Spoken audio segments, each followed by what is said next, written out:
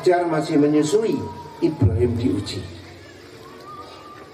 yaitu harus dipisahkan dengan istri dan anaknya sejauh 1500 km dari tempat kediamannya Ibrahim. Waktu itu dari Palestina sampai Mekah kurang lebih 1500 km. Di situ dalam keadaan masih sepi, ditinggal sendirian. Ibrahim tidak ada teman, hanya ibunya dengan Ismail saja yang masih dalam keadaan menyusu. Sampai Ibrahim pulang dan Hajar mengikuti. Hajar bertanya, Ibrahim akan kemana? Ibrahim hanya diam saja. Hajar bertanya lagi, Ibrahim, mau kemana engkau? Ibrahim tidak menjawab, beliau hanya diam saja. Hajar bertanya lagi, kami ini ditemani oleh siapa? Bagaimana kalau nanti makanan kami habis? Bagaimana keadaan kami? Kami pun belum punya rumah. Ibrahim juga tetap diam, tidak menjawab. Ditanya, engkau akan kemana Ibrahim? Tetap diam. Kemudian setelah Hajar bertanya dengan kalimat, apakah ini kehendak Tuhan ya Ibrahim? Barulah Ibrahim menjawab, iya, memang ini adalah kehendak Tuhan. Akhirnya kemudian Hajar ikhlas karena memang itu adalah kehendak Allah Subhanahu wa taala. Dan kemudian Ibrahim pulang ke Palestina, meninggalkan anak dan istrinya, anak yang masih menyusui. Pada usia 7 tahun Ismail, Ibrahim baru kembali menjemput istri dan anaknya. Itu adalah perintah dari Allah Subhanahu wa taala, yaitu tanggal 8 bulan Dzulhijjah. Pada tanggal 8 Dzulhijjah itu Ibrahim bermimpi, wahai Ibrahim, potonglah anakmu Ismail. Ibrahim diperintah untuk kembali ke Mekah, namun diperintah untuk memotong anaknya yang telah ditinggalkan sekian lama. Bayangkan orang mana yang mampu menerima cobaan yang sekian besar seperti Nabi Ibrahim. Tapi Al-Quran menerangkan, wa idhibtala Ibrahim rabbuhu bikalimatin fa'atammahunna. Semuanya lolos. Ibrahim menerima cobaan, tapi Ibrahim lulus, sedangkan Adam tidak lulus. Akhirnya baru Ibrahim diberi gelar yang bertumpuk-tumpuk. Dalam Al-Quran gelarnya Ibrahim disebutkan abdan syakuro, hamba yang bersyukur kepada Allah. Allahu Akbar walillahil hamd. Alhamdulillah. Alhamdulillahilladzi arsala rasulahu bil huda wa dinil haqq liyudhhirahu 'alad dini kullih walau karihal musyrikun.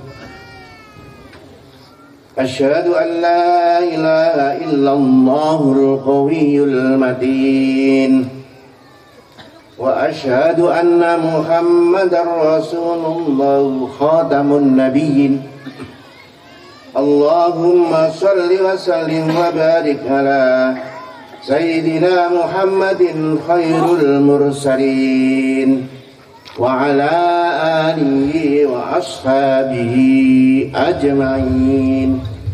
Amma ba'du, fa ya ayyuhal muslimun ittaqullah.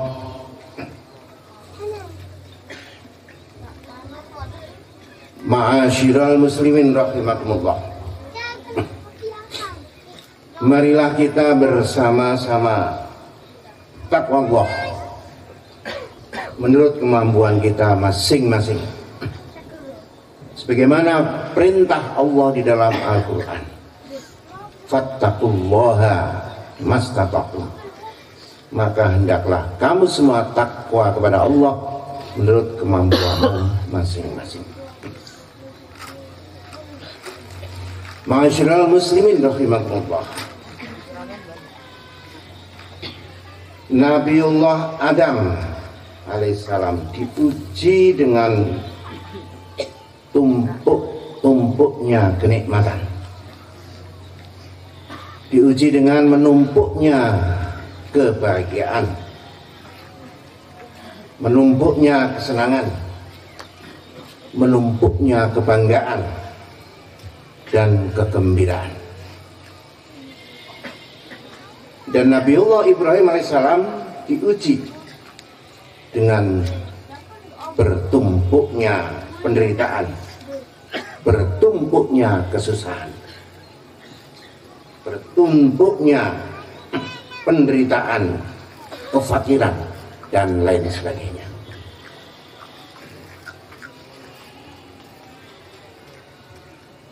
Gembira merupakan ujian, kesusahan juga merupakan ujian. Yang pertama, ujian yang ditujukan kepada Nabiullah Adam alaihissalam. Nomor satu, Adam diberi kenikmatan yaitu gelar Sofiullah atau pilihan Allah, yang tersebut dalam Al-Quran, innallaha astafa Adam. Siapa yang tidak gembira menerima gelar pilihan Allah, Sofiullah?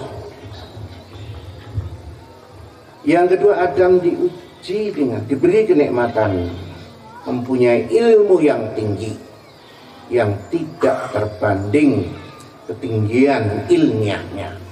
Dalam Al-Quran disebutkan, wa'allama Adamal asma'a kullaha.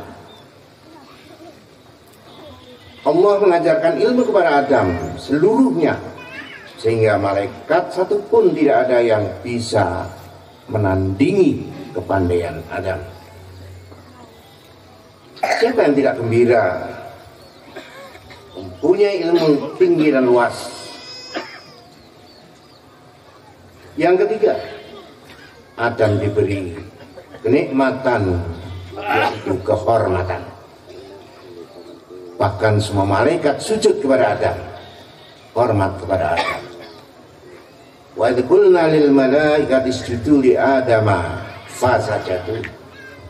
Semua malaikat hormat dan tunduk kepada Adam. Yang keempat, Adam diberi kedudukan yang begitu tinggi, yaitu khalifatan fil ardh. Jadi ini adalah ujian tahta. Wa idh qala rabbuka lil malaikati inni ja'ilun fil ardi khalifah. Yang kelima, Adam diberi nikmat, yaitu seorang wanita yang taat, yang cantiknya tidak tertandingi, cantiknya luar dan dalam, tidak hanya luar yang cantik tapi juga penuh dengan ketaatan, yang namanya tidak ada di dalam Al-Quran. Kalau kitab Bible mengatakan itu adalah Hawa. Kitab Bible adalah kitab sucinya orang-orang Yahudi. Di dalam Quran tidak ada yang menyebutkan itu adalah Ummi Hawa, tidak ada. Hanya kitab Bible.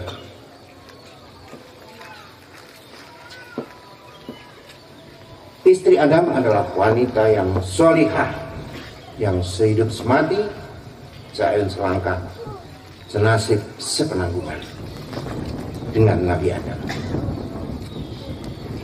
Adam diberi kenikmatan juga, yang mana kedua-duanya, Adam dan istrinya, dipersilakan masuk surga.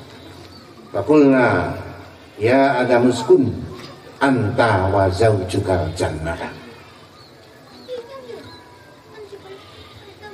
Dan aku berkata, wahai Adam, berdiamlah engkau dan istrimu di dalam surga.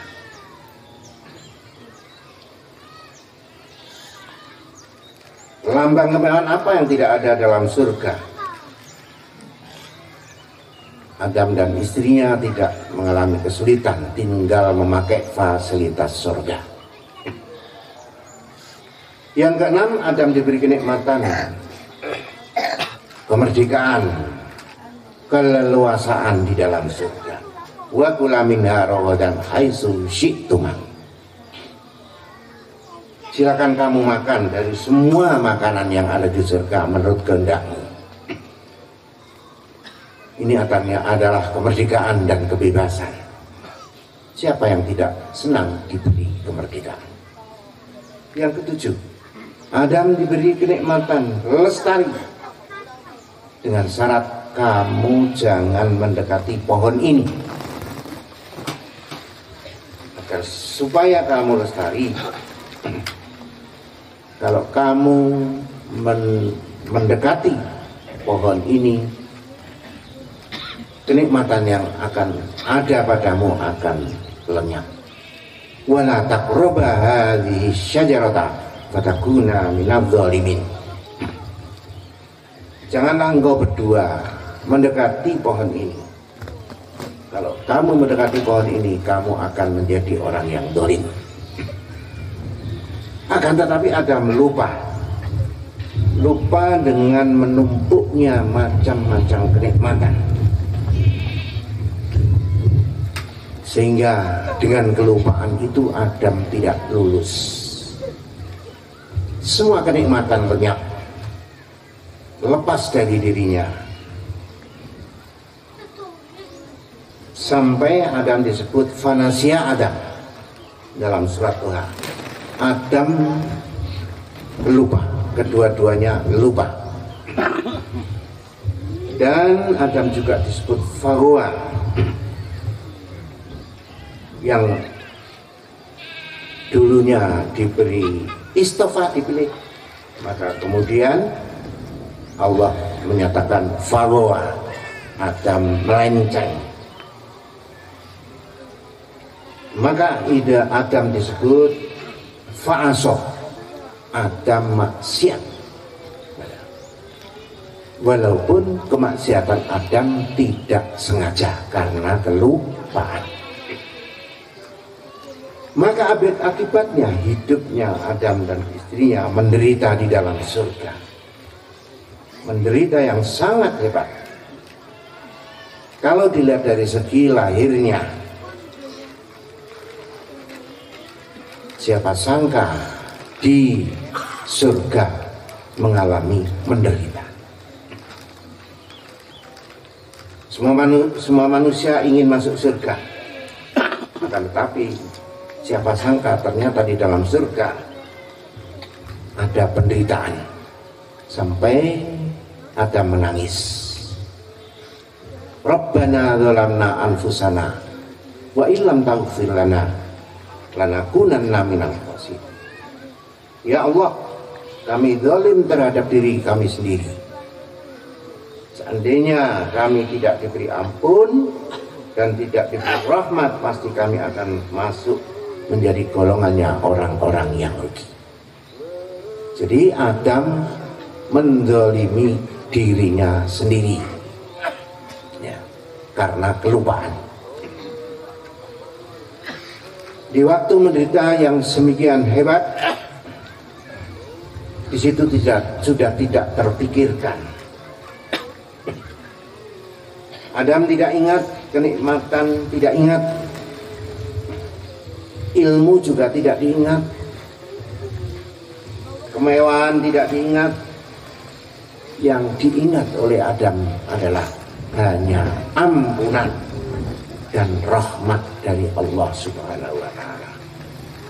Tanpa ampunan dan rahmat dari Allah, maka Adam tidak akan tertolong. Itulah ujian terhadap Adam. Dan beruntunglah Adam bertaubat kepada Allah, dan akhirnya Adam kembali seperti semula.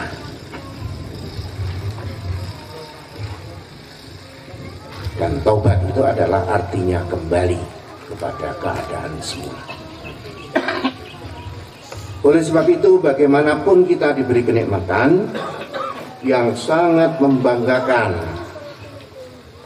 ujian lulus, harta melimpah, kehormatan, ilmu yang tinggi, pengikut yang banyak, kita mendapat pujian di mana-mana. Kita harus hati-hati terhadap ujian. Kalau tidak hati-hati, kita akan terperosok dan hancur sebagaimana yang telah dicontohkan oleh Adam dan istrinya di surga. Allahu Akbar, Allahu Akbar, Allahu Akbar. Masyaallah muslimin rahimakumullah. Nabiullah Ibrahim diuji dengan menumpuknya penderitaan. Nomor satu, Ibrahim akan lahir sudah dicari-cari oleh Raja Namrud, karena Ibrahim diramalkan akan munculnya orang yang menumbangkan kerajaannya, yaitu kerajaan Babilonia. Oleh sebab itu, waktu lahir Ibrahim disembunyikan oleh ibunya di sebuah gua sampai beberapa tahun di dalam gua. Yang kedua, setelah keluar dari gua, Ibrahim terusir oleh pamannya yang namanya Azar karena tidak mau menjual patung-patung yang dibuat oleh Azar. Yang ketiga, Ibrahim dimusuhi oleh kaum Babilonia karena tidak mengikuti agamanya. Kemudian Ibrahim dilaporkan kepada Namrud. Akhirnya Ibrahim dibakar. Raja Namrud perintah kepada kaumnya dalam 2 bulan seluruh rakyat supaya mengumpulkan kayu bakar, sehingga kayu bakar dikumpulkan seperti gunung. Ribuan rakyat membawa kayu bakar. Setelah itu dibakar kayu dan api seperti gunung yang besar. Disebabkan tingginya api sampai tidak ada burung-burung yang lewat. Bagaimanapun tingginya burung terbang pasti akan jatuh kalau terkena panasnya api. Kemudian Ibrahim dibandul di tengah-tengah api sampai Ibrahim jatuh ke dalam api. Apa Ibrahim tidak hancur? Tidak. Ya narukuni bardan wassalaman ala Ibrahim. Wahai api, adalah kamu menjadi dingin dan selamat atas Ibrahim. Ibrahim bahagia di dalam api, tapi Adam sengsara di dalam surga. Padahal semua api neraka, jahanam, neraka ladha, neraka jahim, neraka sa'ir, itu adalah menyengsarakan. Jadi seakan-akan waktu itu Ibrahim bahagia di dalam api, tapi Adam sengsara di dalam surga. Siapa yang menyangka Ibrahim bahagia di dalam api kalau melihat lahiriahnya? Siapa yang menyangka Adam itu sengsara di dalam surga kalau melihat wadahnya? Kenyataannya Ibrahim bahagia, tetapi Adam sengsara. Oleh sebab itu, janganlah kita ini memandang dari segi lahirnya saja. Kita ini adalah versi tasawuf. Malum kalau hanya ahli doir, ahli luar, ahli fuqaha yang hanya memandang dari segi lahiriahnya saja. Kemudian Ibrahim diuji lagi. Usia 84 tahun, belum mempunyai anak. Ibrahim kemudian mempunyai anak, mendapatkan anak baru, mempunyai anak satu dengan istrinya Hajar, istri yang dari Mesir. Pada saat Hajar masih menyusui, Ibrahim diuji, yaitu harus dipisahkan dengan istri dan anaknya sejauh 1.500 km dari tempat kediamannya Ibrahim. Waktu itu dari Palestina sampai Mekah kurang lebih 1.500 km. Di situ dalam keadaan masih sepi, ditinggal sendirian. Ibrahim tidak ada teman, hanya ibunya dengan Ismail saja yang masih dalam keadaan menyusu. Sampai Ibrahim pulang dan Hajar mengikuti. Hajar bertanya, Ibrahim akan kemana? Ibrahim hanya diam saja. Hajar bertanya lagi, Ibrahim, mau kemana engkau? Ibrahim tidak menjawab, beliau hanya diam saja. Hajar bertanya lagi, kami ini ditemani oleh siapa? Bagaimana kalau nanti makanan kami habis? Bagaimana keadaan kami? Kami pun belum punya rumah. Ibrahim juga tetap diam, tidak menjawab. Ditanya, engkau akan kemana Ibrahim? Tetap diam. Kemudian setelah Hajar bertanya dengan kalimat, apakah ini kehendak Tuhan ya Ibrahim? Barulah Ibrahim menjawab, iya, memang ini adalah kehendak Tuhan.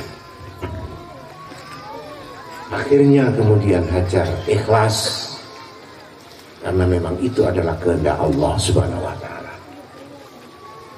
Dan kemudian Ibrahim pulang ke Palestina, meninggalkan anak dan istrinya, anak yang masih menyusui.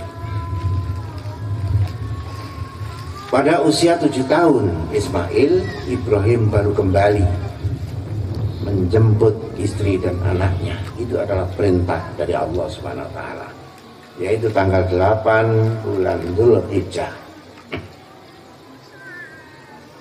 Pada tanggal 8 Dzulhijjah itu Ibrahim bermimpi, wahai Ibrahim, potonglah anakmu Ismail. Ibrahim diperintah untuk kembali ke Mekah, namun diperintah untuk memotong anaknya yang telah ditinggalkan sekian lama. Bayangkan orang mana yang mampu menerima cobaan yang sekian besar seperti Nabi Ibrahim. Tapi Al-Quran menerangkan, wa idhibtala Ibrahim rabbuhu bikalimatin fa'atammahunna. Semuanya lolos. Ibrahim menerima cobaan, tapi Ibrahim lulus. Sedangkan Adam tidak lulus. Akhirnya baru Ibrahim diberi gelar yang bertumpuk-tumpuk. Dalam Al-Quran gelarnya Ibrahim disebutkan abdan syakuro, hamba yang bersyukur kepada Allah. Walilullah, kekasih Allah. Imaman linnas, pemimpin semua manusia. Hanif, Ibrahim adalah orang yang lurus hatinya. Al-Wafa, orang yang menepati janji. Banyak disebut dalam Al-Quran gelar-gelar Nabi Ibrahim karena kebetulan ketulusan dan beliau lulus menghadapi macam-macam ujian penderitaan. Makanya benteng kita itu hanya dua. Bagaimana kalau diuji kemewahan? Kita harus bersyukur kepada Allah agar kita selamat. Dan bagaimana kalau kita diuji dengan penderitaan? Kita harus sabar. Sabar dan syukur adalah benteng untuk menghadapi bermacam-macam ujian, yaitu ujian kenikmatan dan ujian penderitaan. Hadirin wal hadirat rahimakumullah. Allahu Akbar, Allahu Akbar, Allahu Akbar. Masyaallah muslimin rahimakumullah. Baru saja kita semua sebagai bangsa ini, bangsa Indonesia, memperingati dan mensyukuri nikmat yang besar, yaitu nikmat merdeka. Kemerdekaan adalah nikmat yang besar yang telah diberikan oleh Allah kepada kita. Bagaimana penderitaan bangsa Indonesia selama ratusan tahun ketika dijajah oleh bangsa asing? Sangat menderita.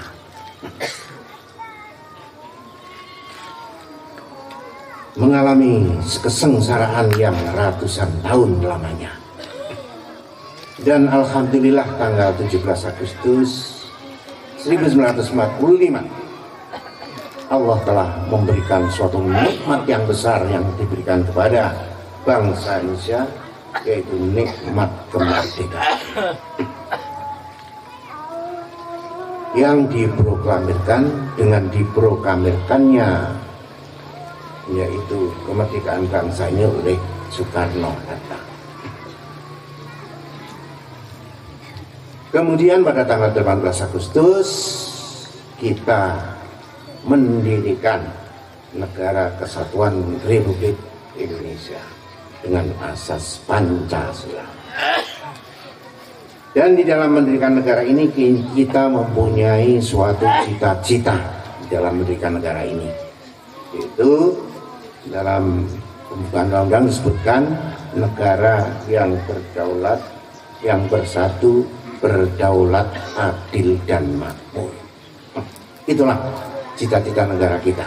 Cita-cita kita mendirikan negara yang kalau istilah dalam Al-Quran disebutkan baldatun thayyibatun wa rabbun ghafur, negara thayyibah yang diridhoi oleh Allah Ta'ala. Apakah kita sudah sampai kepada cita-cita kita? Masih jauh dari harapan. Bagaimana agar cita-cita kita mendirikan negara ini bisa segera terwujud? Ada beberapa langkah yang harus, setidaknya yang harus kita lakukan sebagai bangsa. Yang pertama, kita sebagai bangsa tidak membuat dosa politik pada negara kita, negara Indonesia ini, dengan mengatakan bahwa Republik Indonesia dijajah. Karena pada umumnya mayoritas orang Indonesia yang mengatakan kemerdekaan Republik Indonesia itu adalah suatu kesalahan besar, karena pada kenyataannya negara Republik Indonesia tidak pernah dijajah oleh asing. Yang dijajah oleh asing adalah bangsa Indonesia. Untuk itu apabila kita masih berkeyakinan dan mengatakan bahwa kemerdekaan Republik Indonesia, itu artinya kita sudah tidak sesuai dengan kenyataan yang ada. Kita membohongi diri kita sendiri, kita membohongi kepada bangsa kita, dan kita membohongi kepada negara Republik Indonesia. Itu artinya kita melakukan dosa politik yang besar. Untuk itu hendaklah nomor satu kita harus sadar, jangan sampai kita membuat dosa politik yang besar kepada negara kita. Kita harus membuat pernyataan bahwa yang dijajah adalah bangsa, bukan republik. Jadi yang benar adalah kemerdekaan bangsa Indonesia. Tanggal 17 Agustus dan tanggal 18 Agustus mensyukuri nikmat berdirinya Negara Kesatuan Republik Indonesia. Ini yang pertama. Yang kedua, apabila kita ingin cita-cita adil dan makmur, bersatu, berdaulat, adil makmur segera tercapai. Yang nomor dua, kita harus sebagai bangsa ini kita harus amanu wattaqau, iman dan takwa. Karena dengan iman dan takwa lah kita akan mendapat berkah. Berkah dari langit akan turun, berkah dari bumi akan turun. Dalam surat Al-A'raf disebutkan, walau anna ahlal qura amanu wattaqau wa fatahna 'alaihim barakatin minas sama'i wal ardh walakin kadzabu wa akhadnahum bima kanu yaksibun. Walau anna ahlal qura, seandainya apabila ahli negeri ini, penduduk negeri ini, amanu, beriman, wattaqau, dan penuh ketakwaan, la fatahna 'alaihim barakatin, sungguh akan aku bukakan barokah dari langit, wal ardi, dan aku bukakan barokah dari bumi. Walakin kadzabu fa akhadnahum bima kanu yaksibun. Akan tetapi kalau mereka mendustakan, maka siksaku akan turun dengan apa yang mereka perbuat.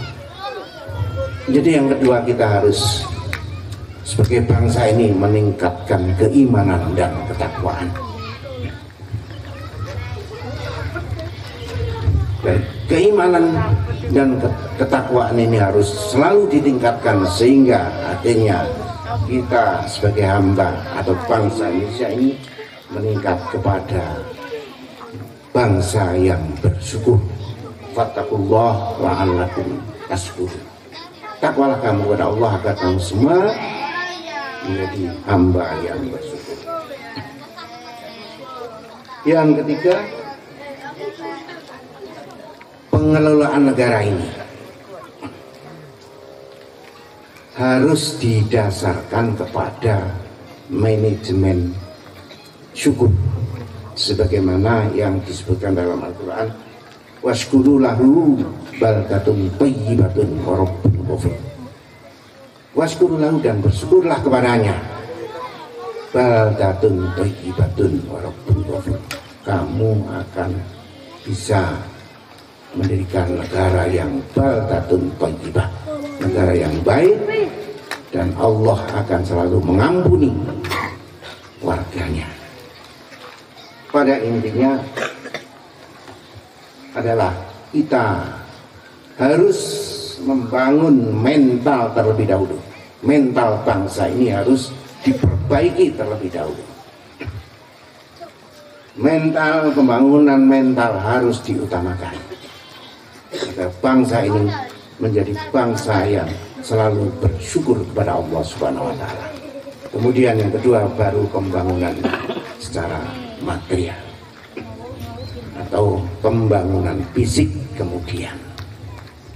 Dan yang paling diutamakan adalah pembangunan mental.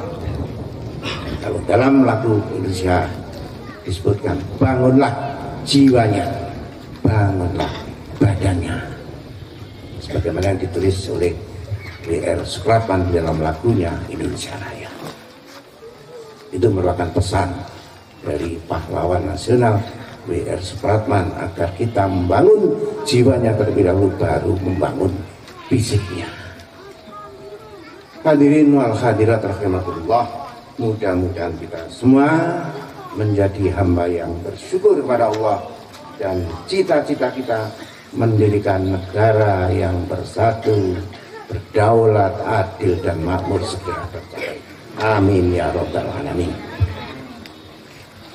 Janallah wa iyyakum minal faizin. Amin. Wa adkhalana wa iyyakum fi zumratil sholihin. A'udzu billahi minasyaitonir rajim. Wa idza adzana rabbukum la in syakartum la azidannakum wa la in kafartum inna azabi lasyadid. Barakallahu lakum fil hadim. Inna ta'ala jawadun karimun malikum barur raufur rahim.